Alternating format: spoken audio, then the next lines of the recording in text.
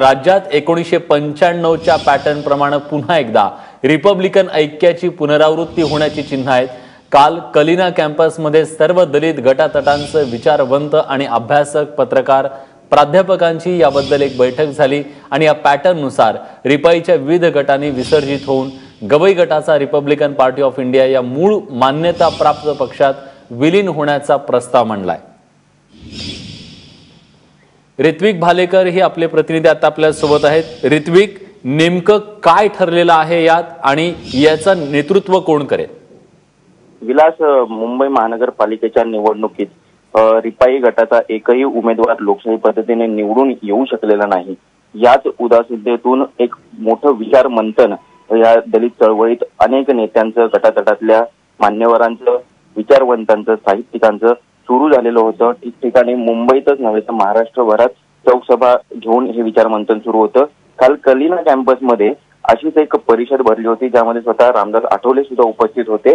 या गटातटांच्या सर्व नेत्यांनी एकत्रित येऊन आपले सर्व गटतट विसर्जित करून जो मूळ मान्यता प्राप्त गवई गट, जो मूळ रिपब्लिकन पार्टी ऑफ इंडिया म्हणून ओळखला जातो, या गटात विसर्जित करण्याचा एक मतप्रवाह या बैठकीच्या चर्चेत समोर आलेला आहे। 1995 साली हा पॅटर्न राबवण्यात आला होता आणि लोकसभेमध्ये 11 ते 12 उमेदवार या ऐक्याचे देण्यात आलेले होते आणि त्यानंतर एक मोठ्या प्रमाणात मतं मिळालेली होती आणि या पक्षाला मान्यता सुद्धा मिळालेली होती।